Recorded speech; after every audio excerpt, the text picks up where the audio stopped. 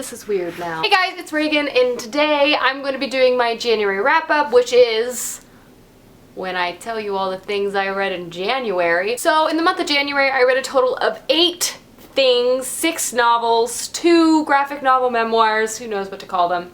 It was a pretty good month. Anyway,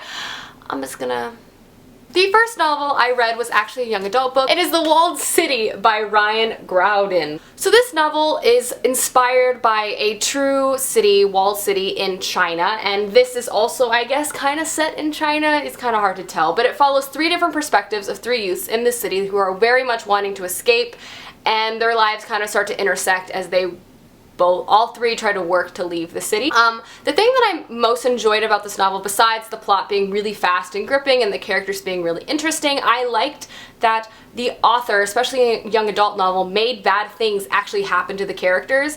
I know that seems like a silly thing to really enjoy, but more times than not in young adult novels, there'll be like a shitty setting, like a dystopian world, blah blah blah, but nothing really bad happens to the main character, or from the perspective that you're reading from. But that's not the case in this book. One of the main characters in this novel is a prostitute in a brothel, and you have to read from her perspective, and sometimes it's really, really disturbing, but it's also, I think, important to read from that perspective, which sounds strange, but I don't know, I felt like it made the novel more powerful and much more realistic, and I ended up really enjoying this book, and I gave it a 4.5 out of 5 stars. The next book I read this month was by far my favorite book of the month, and it is The First 15 Lives of Harry August by Claire North.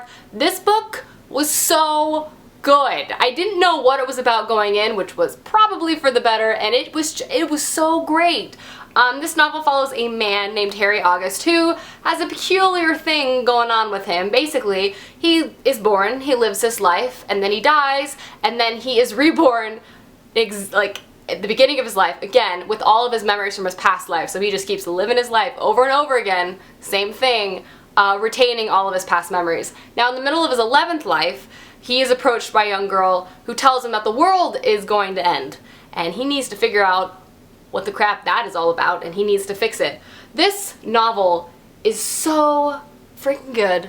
This novel is so witty and dry. I actually partially listened to the audiobook for this because it is the man, Harry August, taking you through all of his lives and everything that's going on. And he's very British and just such a great narrator. Like, I just loved him. And I actually quite enjoy the narrator in the audiobook itself. So if you're looking for an audiobook, I'd recommend this. It was actually my first audiobook.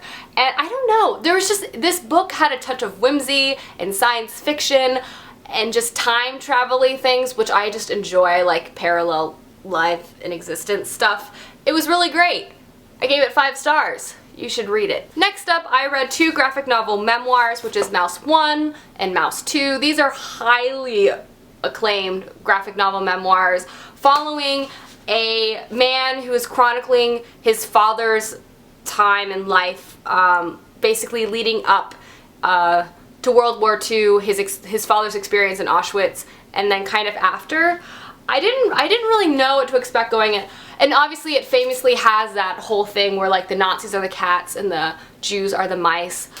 I actually really liked these. I think they present a very interesting perspective on the Holocaust memoir story, and I actually found them to be pretty important. And the thing with these graphic novels is they kind of play with you because they address the reader directly a lot of times. This graphic novel series obviously deals with Art Spiegelman's father's time in the Holocaust, but it also that story is also paralleled with Art Spiegelman's trouble and relationship with his father present day while he's writing the memoir. So it kind of gives you this weird window into both the writing experience and kind of the relationship behind this glorified story. I thought it gave a really interesting perspective on the hero of history. And I feel like these graphic novels were really, really effective. It's like part memoir, part documentary, part comic book. It's a very cross-genre situation we have going on here, and I think it really brought up some very interesting dialogues about how we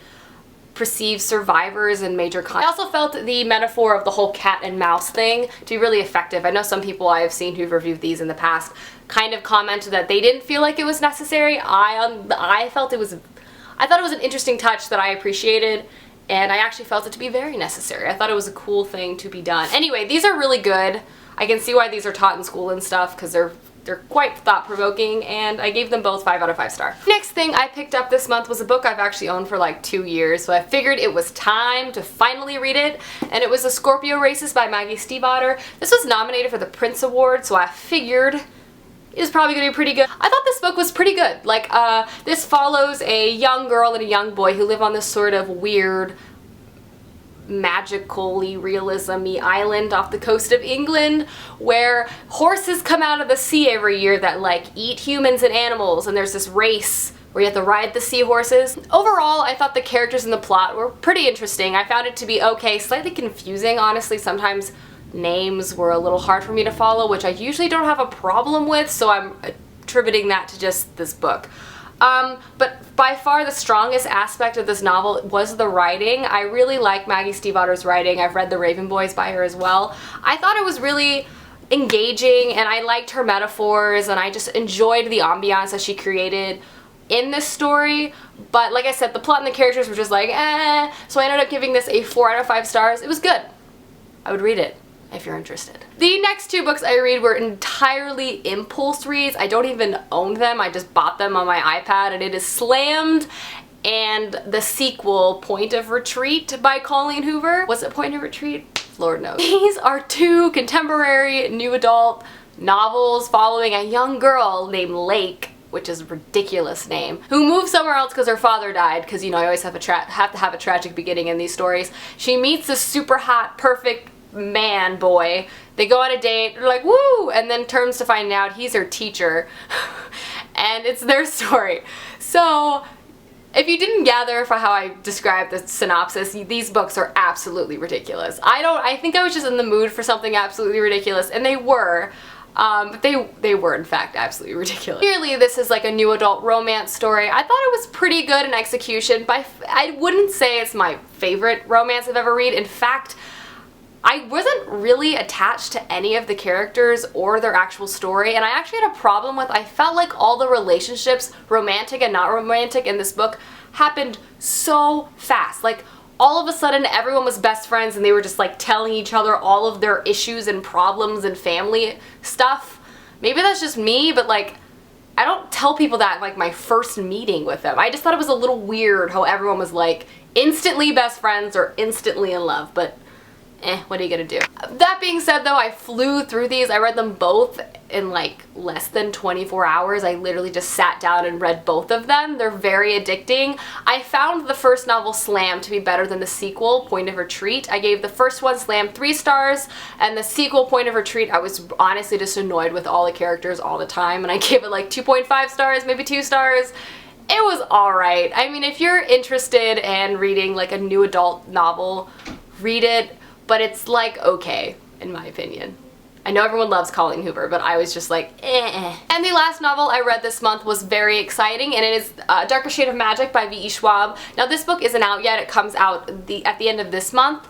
I got an ARC from the author for Christmas, and I loved it. This follows our main character named Kel, and he is a magician who hails from a place called Red London. Now he's a magician with a peculiar set of powers because he can travel between parallel Londons. He can go to Grey London, which is kind of, I guess, set in our reality, and there's no magic. His home, Red London, where there is magic. There's another London called White London, which has magic, but it's a little more corrupt and a little more evil. And then there's another place called Black London, which no one can go to because it's closed off, because that's where lots of evil things happen. This story was super fun and really fast-paced. I love Victoria Schwab's writing. I've loved every book that she has ever written, so like obviously I knew going in that this was going to be a great time. The setting was so awesome. I just love the idea of parallel worlds and magic and magicians just like hopping between places, and it was just so great, and I can't wait for the sequel. I gave this book a 4.5 out of 5 stars. If you're interested, please do pick this up because